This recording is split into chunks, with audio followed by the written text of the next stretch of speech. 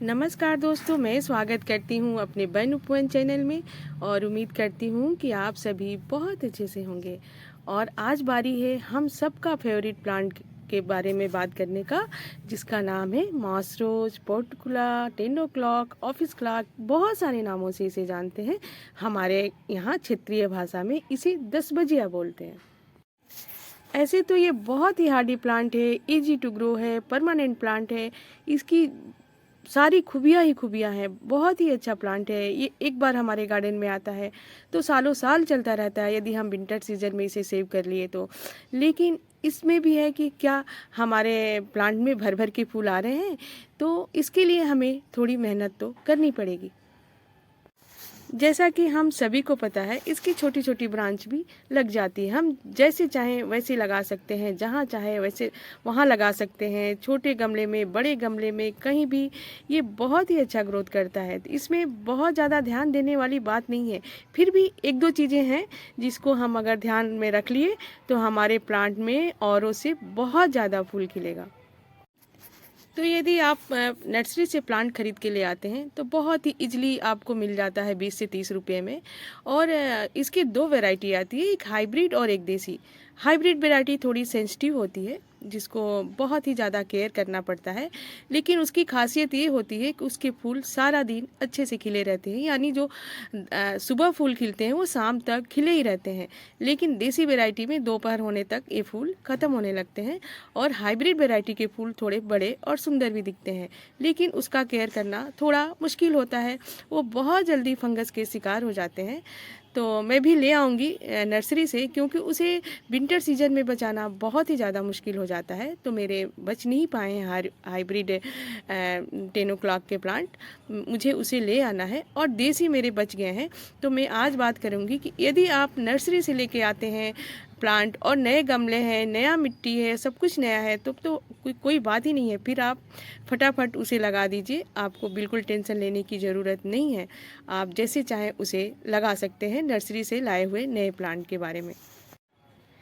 लेकिन यदि आपके पिछले साल के सेव किए हुए प्लांट हैं, तो उसको कैसे हम लगाएं और इसकी केयर कैसे करें, आज इस पे चर्चा करेंगे। जैसे कि मेरा ये सब मदर प्लांट है, मैंने सेव करके विंटर सीजन में रख दिया था और मैं अब इसे लगाने जा रही हूँ।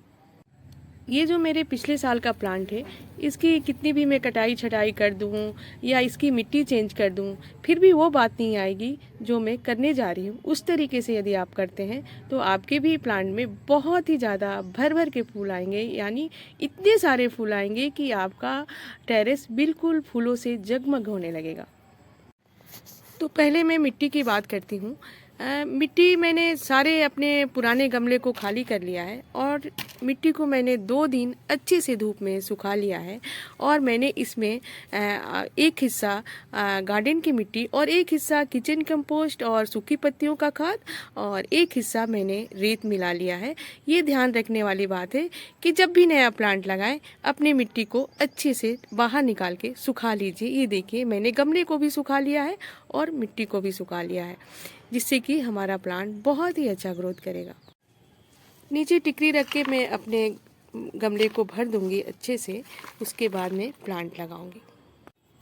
बहुत सारे ऐसे प्लांट होते हैं जो परमानेंट तो होते हैं, लेकिन एक ही प्लांट यदि आप सालों साल चलाएंगे तो अच्छे से नहीं चलेगा, प्लांट भी ख़राब हो जाएगा और फूल भी नहीं आएंगे अच्छे से। तो एक ही प्लांट को मत चलाइए, उसकी कटिंग लगाइए।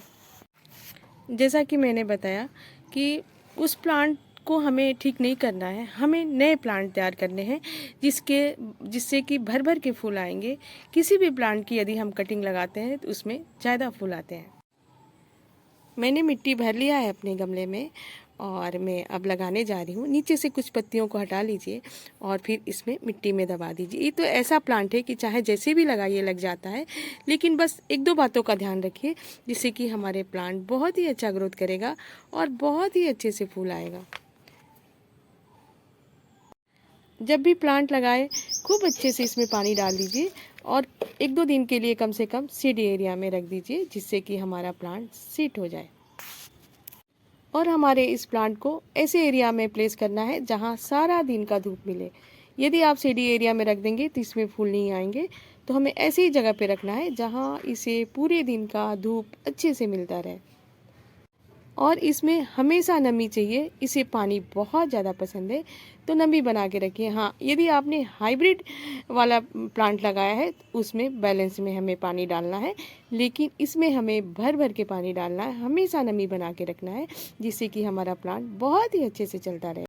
और 10-15 दिनों में इसमें कुछ कुछ डालते जाइए, डीएपी के दाने, वर्मी कंपोस्ट, किचन कंपोस्ट, कुछ कुछ डालते जाइए, जिससे कि बहुत ही ज़्यादा हैवी फ्लावरिंग करेगा। और आज मुझे बहुत सारे गमलों में लगाना है, क्योंकि मेरा ये बचपन से बहुत ही फेवरेट प्लांट है और मुझे पता है ये सभी को बहुत ज़्यादा पसंद है।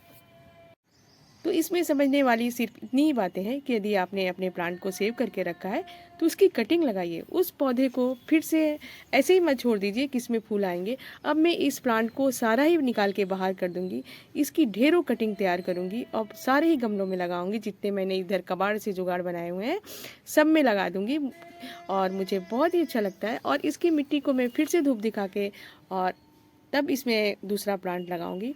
कभी भी अगर नए प्लांट लगाने जा रहे हो तो पुराने गमले में, पुरानी मिट्टी में मत लगाइए। हाँ, उसे धूप दिखा के आप ज़रूर लगा सकते हैं।